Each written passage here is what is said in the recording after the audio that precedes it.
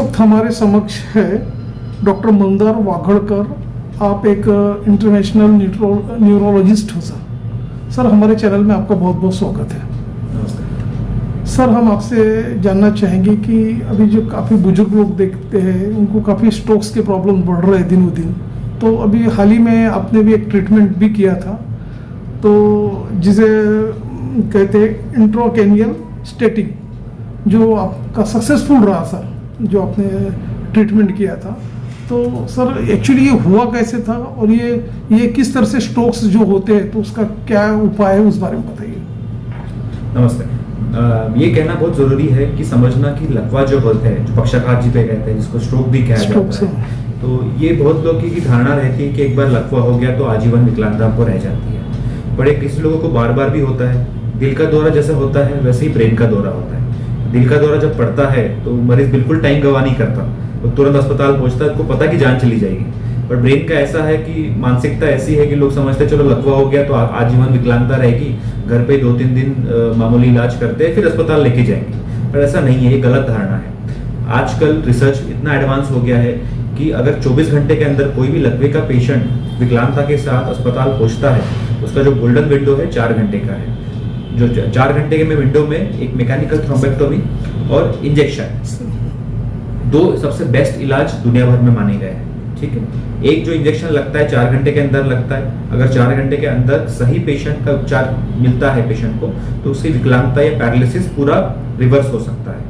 अगर वो 24 घंटे 6 घंटे से 24 घंटे के अंदर पहुंचता है तो हमारे पास दूसरा एक बेस्ट ऑपरेशन की सुविधा अवेलेबल है। जैसे हार्ट की एंजियोप्लास्टी और एंजियोग्राफी होती है, उसी तरीके से हम पैर की नस या फिर हाथ हथेली की नस से दिमाग तक जाते हैं और जहाँ पे क्लॉट फंसा हुआ है वो सक्शन द्वारा या फिर स्टेंट द्वारा उसको खींच के निकाल लेते हैं। कई मरीजों में जरूरी नहीं कि हमेशा क्लॉट निकल जाए, पर कभी कभी मरीजों में 80 to 90% केसेस में ऑपरेशन सक्सेसफुल होता है और 10% केसेस में कभी कभी आजीवन विकलांगता भी रह सकती है अगर पेशेंट मरीज हमारा लेट पहुंचता है। ठीक है, तो ये बहुत धारणा गलत है कि एक बार लकवा हो गया तो हमेशा के लिए रहेगा।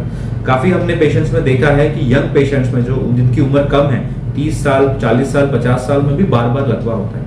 कारण क्या होते हैं, रिस्क फैक्टर्स क्या होता है, बीपी, शुगर हो गया, कोलेस्ट्रॉल में ज्यादापन हो गया, बीड़ी तंबाकू पीना या फिर आजीवन इनका दारू का सेवन करना, ये सब सबसे इंपॉर्टेंट रिस्क फैक्टर्स रहते हैं जिसकी वजह से जैसे दिल की नसें खराब होती है, दिमाग की नसें भी बहुत खराब होती है। तो लकवा होने के बाद एमआरआई या सीटी स्कैन के साथ हम एंजियोग्राफी भी कराते हैं, जिसमें दोनों जो 4 नसें रहती है दिमाग की, 2 आगे की और 2 पीछे की, अगर उसमें कोई ब्लॉकेज निकलता है, अगर हार्ट में ब्लॉकेज निकलता है तो दिमाग की नसों में भी ब्लॉकेज निकल सकता है। अगर ब्लॉकेज ठीक नहीं किया जाता है तो ये बार बार लकवा होता है मरीज को।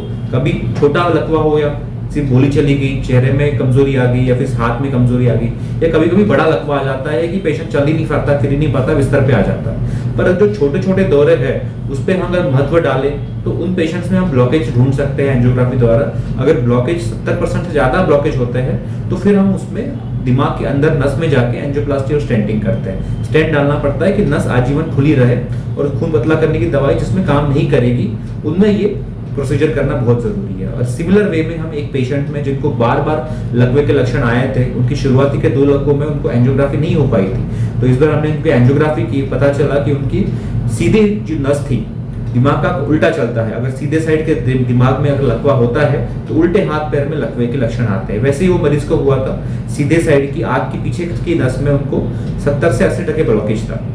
उसका दवाई गोली से निवारण नहीं हो सकता था, इसलिए उनको बार बार लकवे हो रहे थे, बावजूद कि वो परहेज पूरा अच्छे से कर रहे थे, खून की पतला करने की दवाई अच्छे से ले रहे थे, फिर भी उनको 2 या 3 बार छोटे छोटे लकवे के लक्षण आए। जब इस बार जो हमारे अस्पताल में आए थे वो 4 घंटे के गोल्डन विंडो में आए थे, तुरंत हमने उनको एमआरआई और सीटी स्कैन करवा के एंजियोग्राफी कराई, जिसमें पता चला कि ब्लॉकेजेस में क्लॉट था। ठीक है, वो ब्लॉकेज का हमने एंजियोप्लास्टी के द्वारा खोला और वहां पे स्टेंट डाला। अभी वो मरीज पूरा चलता फिरता हमारे अस्पताल से घर गया और उसको बार बार होने वाले दौरे भी रुक गए। सर जैसे कि आपने जिक्र किया गोल्डन विंडोज का, तो काफ़ी सही बात है। गोल्डन विंडो के पीरियड में ट्रीटमेंट भी काफ़ी अच्छा होता है, लेकिन अभी जो कोविड जब हुआ था तो उसमें अपन ये देख रहे हैं कि उसका जो इम्पैक्ट है यंगस्टर्स में भी है स्ट्रोक्स का।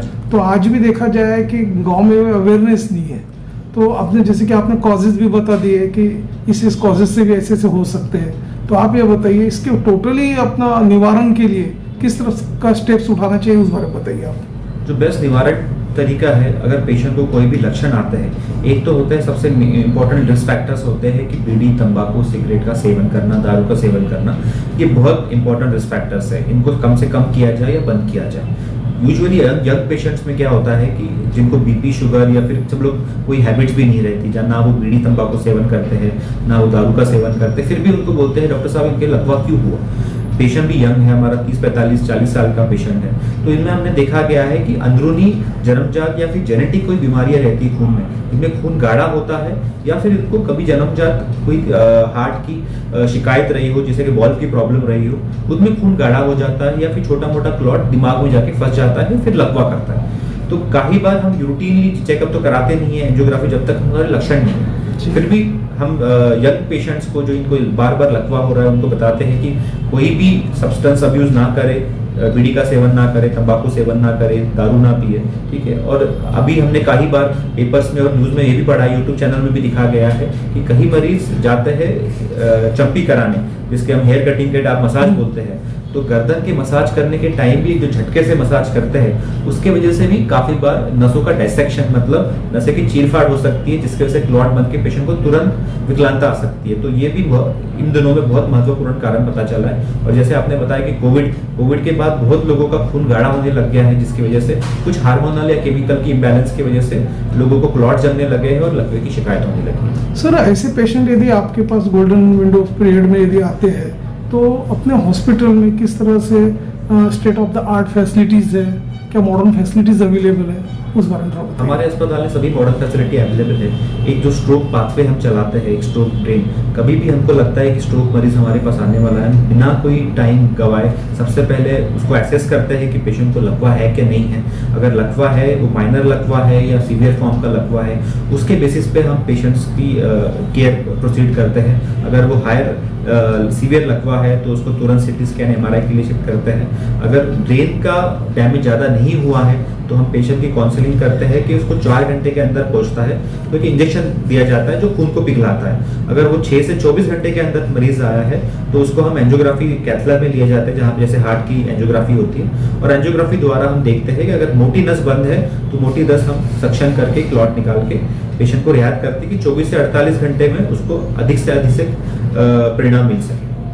तो दर्शकों, ये थे न्यूट्रॉस हेल्थ के managing director doctor Mandar Wagadkar sir, जिन्होंने बताया कि स्ट्रोक से बचने के लिए किस तरह से उपाय योजना होना चाहिए और क्या उसका गोल्डन पीरियड होता है और किस तरह टाइमली उसका ट्रीटमेंट अवेलेबल है और ऑल फैसिलिटीज़ अपने हॉस्पिटल्स में अवेलेबल है। तो सर, चलते चलते हमारे दर्शकों को आपका क्या एक लास्ट मैसेज रहेगा? लास्ट मैसेज सबके लिए मेरा यही रहता कि अपना स्वास्थ्य का ध्यान रखें, ठीक है। दिमाग की कुछ समस्या रहती है कि लोग समझते हैं कि इनको इतना महत्व नहीं देना चाहिए, ये तो हमेशा के लिए चलती वाली है। बट कुछ दिमाग की बीमारी जैसे लकवा हो गया, एपिलेप्सी हो गया, जिसको मिर्गी के फिट भी आना कहते हैं, तो ये सब दवाइयाँ क्यूरेबल रहती है 100%। अगर टाइम के साथ इनका निवारण कर सके तो फिर तुरंत से तुरंत आपके आसपास किसी डॉक्टर से मिलिए या फिर दिमाग के डॉक्टर, न्यूरोलॉजिस्ट से मिलिए कि आप तुरंत इनका निवारण कर पाए, निष्कर्ष पाए गए, कारण पता लगे कि पेशेंट को बार बार लकवा या मिर्गी क्यों आ रही है, तो उसके हिसाब से उचित उपचार उसमें किया जा सके। ठीक है sir, thank you. Thank you.